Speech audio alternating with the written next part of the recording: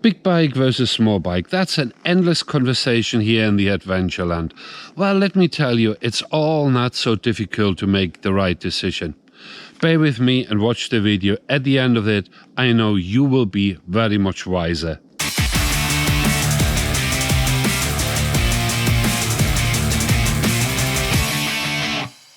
Point 1, the cost of the bike. Well, in the end of the day, you're not buying yourself a £20,000 motorbike just because you want to go on an adventure trip. No, you buy it because you like it, you fancy it, and you always wanted it. Basically, it fulfills a dream. So if you would buy and spend all that money on a massive, say, Moto Guzzi, KTM or GS, just to throw it in the dirt somewhere, it just makes no sense. So that myth is definitely debunked. You will buy the bike if you go on an adventure trip or not. On the other hand, you get all the gear with it. You buy yourself the panniers, you buy yourself some extra stuff you can bolt on because you like it. It has nothing to do with your trip. And in the end of the day, it doesn't matter what anyone tells you, you will get this bike. Well, you can always buy second-hand and let someone else pay for the depreciation of the bike. So there's a lot of choice out there. Bigger bikes are more costly to maintain. Well, there is a bit of truth behind it, obviously.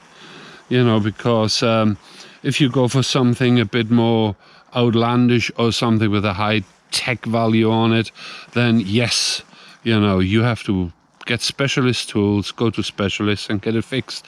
But if you go for something tried and tested, like an old Yamaha XT or old BMW GS or anything without all, let's call it, electronic gadgets on it, you will be fine and everyone can fix it. The tried and tested bikes, they are all around the globe, and everyone, every workshop, wherever you go, now how to fix these bikes. So the weight of the bike is very important, as we already established. But the thing is, if you're an off-road guy, you wouldn't buy yourself a BMW GS because you just wouldn't. And if you are more a touring rider, you wouldn't buy yourself a very nippy KTM or something like that. So this whole argument about big bike, small bike is pretty much debunked for good, because you as an individual do what you want to do. And you know, you would not plan a trip where you have, say, 80% touring and 20% off-road, because why would you? There's always a way around. You do not have to decide to want to man up in the middle of a trip just to jeopardize everything. Another argument is apparently you can't enjoy your surroundings and your trip on a bigger bike. What a lot of nonsense. Who comes up with this stuff? It's not about the speed, it's what you make of it. When I'm riding with my big old Beamer, you know, I'm completely chilled out, and a bigger bike has the benefit of, because you have a slightly more powerful engine, you know, you're cruising along. You don't have to rush, you don't have to play with the throttle all the time. Even if it goes uphill, you know, you carry the momentum with you. So it's completely debunked argument. I can't even find any words about this kind of nonsense. Speed and constant speed. Well, it goes without saying, a bigger bike with a bigger engine is capable of much higher average speed than a smaller bike. Put your luggage on top of it, your big bike is way more comfortable in this situation. And sometimes we have to go faster. You know, you may be running out of visa, or you want to catch a ferry who goes only once a week. Road permitting, you definitely have a better experience and a way more comfortable ride on a bigger bike. Luggage. The big argument about what to take and what not to take. Well, let me tell you, you take whatever is right for you, whatever you want. You soon find out if you have too much stuff with you. Next time you leave it at home. It's all about personal experience. Okay, you don't have to take 10 t-shirts with you, because remember, other places have shops too, and a lot of time you can buy stuff cheaper on the road. I had my personal experience many years ago in Morocco where I had too much stuff with me. And to be honest, I just gave it away. Someone needs it. It's no harm done. It's better sometimes to shed some stuff on the road than carrying it around just for the sake of it. And then the other point I want to make is, well, you're not buying yourself a big old motorbike and plan this massive trip without ever being on a short trip somewhere where you tried it all out. Don't get in this endless conversation about how much luggage you can take with you. So just take what you need. You find it out yourself, do a small trip, check it all out, and everything you haven't touched, put in one saddlebag, and the stuff you need you put in the other. So easy as that. Make your notes and then just leave stuff at home. And if you're on your trip and you found out that you need something urgently, well, there's always a way around it, and you can always buy it from somewhere.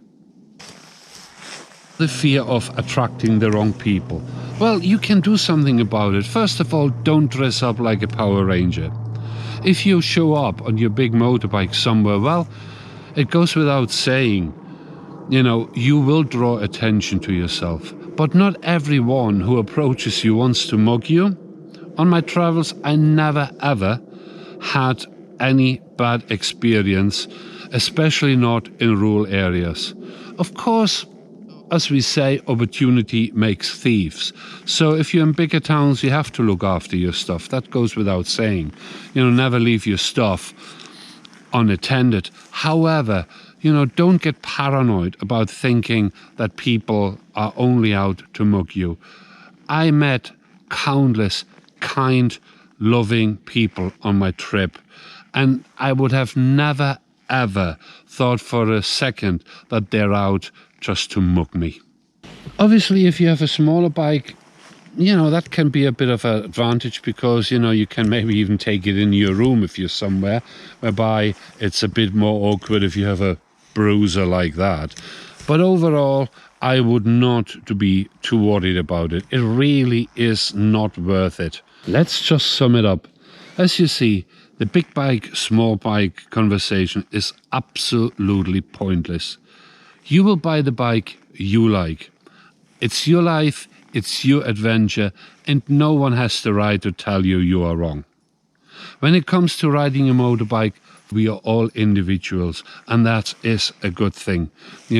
There's one thing you always have to remember with all the biking stuff. You can't defy nature, and physics always wins. Right guys, that's it from me today. I hope you enjoyed it, and I hope the video helped you along making the right decision when it comes to big bike or small bike. I'm nearly home now. I had a lovely day on the motorbike. So guys, whatever you do, ride safe. Oh, and don't forget to subscribe to my channel because that would be absolutely marvelous and it helps me along. Until next time guys, ride safe.